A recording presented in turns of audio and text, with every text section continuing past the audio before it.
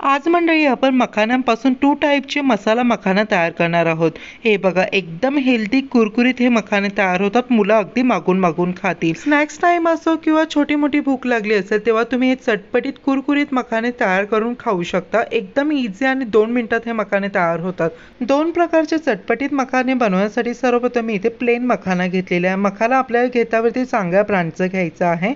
आता मखाना मी इथे मेजरमेंट करून घेणार आहे। साधारणतः 4 कप इतके मखाना घेतलेले आहे। वजने 125 ग्राम इतका आहे। मखाना घेतावेळी चांगल्या ब्रँडचे घ्या, म्हणजे ते 1 महिन्यापर्यंत इझिली स्टोर करता येतं।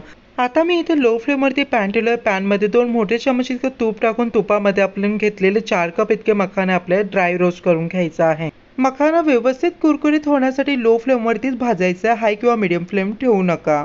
हे बघा साधारणतः परफेक्टली 5 मिनिटांनंतर पाहू शकता लो फ्लेमवरती मखाना व्यवस्थित मी इथे कुरकुरीत भाजून घेतलेला आहे।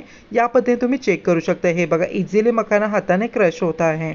मखाना व्यवस्थित कुरकुरीत झालं की गॅस बंद करून त्याला लगेच या पद्धतीने बाउलमध्ये ट्रान्सफर करायचं आहे। या पद्धतीने परफेक्ट मखाना भाजून घ्यायचा आहे। आता पुन्हा आपल्या लो फ्लेमवरती पॅन ठेवतो। पॅनमध्ये तूप ॲड करायचं आहे, आवडीप्रमाणे मसाला ॲड करायचा आहे। लाल मिरची पावडर, मॅगी मसाला, चाट मसाला ॲड केलेला आहे। चवीप्रमाणे मीठ ॲड करून छानपैकी मिक्स आउट करायचं आहे। आता या तयार मसाल्यामध्ये आपल्याला 2 कप इतके भाजलेले मखाने ॲड करायचे आहे। 2 कप उरलेले आहे ते आपण दुसरा फ्लेवर तयार करण्यासाठी वापरणार आहोत। हे बघा व्यवस्थित मखाने ॲड करून छानपैकी मी इथे मसाल्यामध्ये कोट करून घेतलेला आहे। नक्की मंडळी मॅगी मसाला आणि चाट मसाला फ्लेवरमध्ये केलेले मसाला मखाना ट्राय करून बघा। नुसता धिंगाणा खूपच अप्रतिम तयार होतात। आता मंडळी 2 कप इतके भाजलेले मखाण्याच्या साईडला ठेवलेले होते। त्यापासून सेकंड टाईपचे मखाने बनवूया, पिझ्झा फ्लेवर मखाना।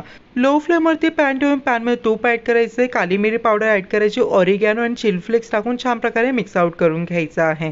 आता तयार केलेल्या मसाल्यामध्ये आपल्याला छानपैकी भाजलेले मखाने टाकून छान प्रकारे मिक्स आउट करायचं आहे आणि चवीप्रमाणे मीठ ॲड करायचं आहे। जर मंडळी तुमच्याकडे उपवासाचा काळा मीठ असेल ना, तो इथे ॲड करा, आणखीनच मखाने चटपटीत होतील। हे बघा मसाल्याबरोबर व्यवस्थित मखाने मिक्स केल्यानंतर आपले पिझ्झा फ्लेवरचे मखाने देखील रेडी झालेले आहेत।